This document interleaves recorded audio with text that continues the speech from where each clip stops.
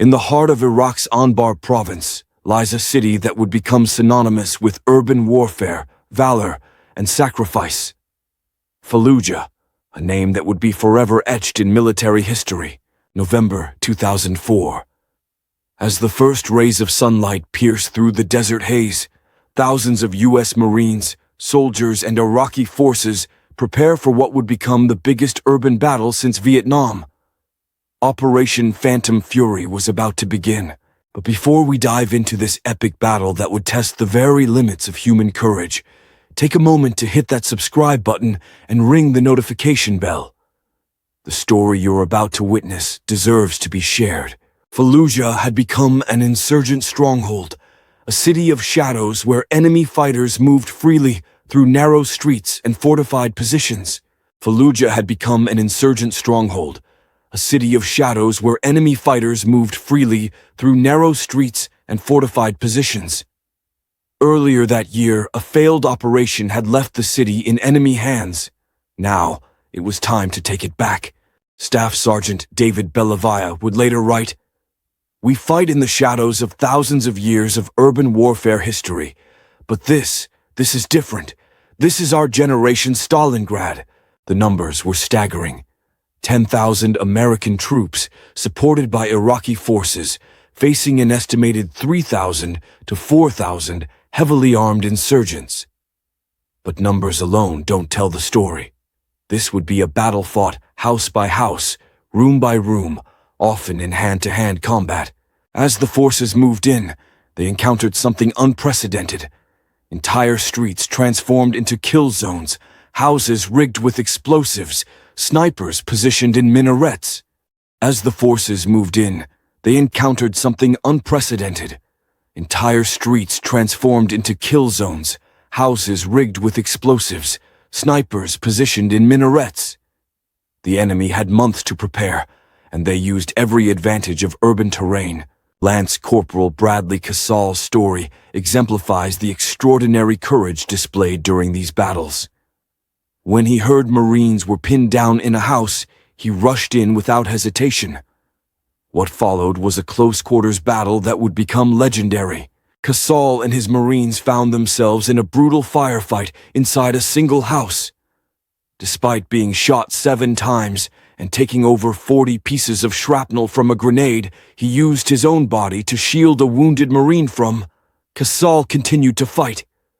The iconic photo of him being helped out of that house, his weapon still clutched in his hands, blood streaming down his legs, would become one of the battle's most enduring images. But Casal's story was just one of countless acts of heroism. In another sector, a young corporal named Richard Gonzalez repeatedly exposed himself to enemy fire to drag wounded comrades to safety. They would have done the same for me. The fighting was relentless. Marines would clear a building only to find complex tunnel systems leading to other structures. The enemy had transformed ordinary homes into fortress-like defensive positions. Every door could conceal a tripwire, every window a sniper's nest. As one Marine commander observed, "This isn't just a battle, it's a test of wills, and we will not be found wanting." The physical toll was immense, but the psychological burden was equally heavy. These warriors weren't just fighting an enemy. They were fighting exhaustion, fear, and the constant stress of urban combat. Yet they pressed on, driven by a sense of duty and brotherhood that transcended their own survival. In the midst of this chaos, there were moments of profound humanity. Marines sharing their water with Iraqi civilians, medics treating enemy wounded, soldiers risking their lives to protect innocent families caught in the crossfire. The battle raged on through November and into December. The nights were filled with the sound of combat, the sky periodically lit by tracer rounds and explosions. During the day, the fighting was equally intense, with every advance measured in meters, every victory paid for in blood and sacrifice. First Lieutenant Jesse A. Grapes later described the scene.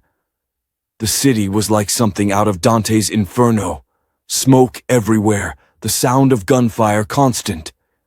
But in all that chaos, You saw the true measure of Marine Corps training and spirit.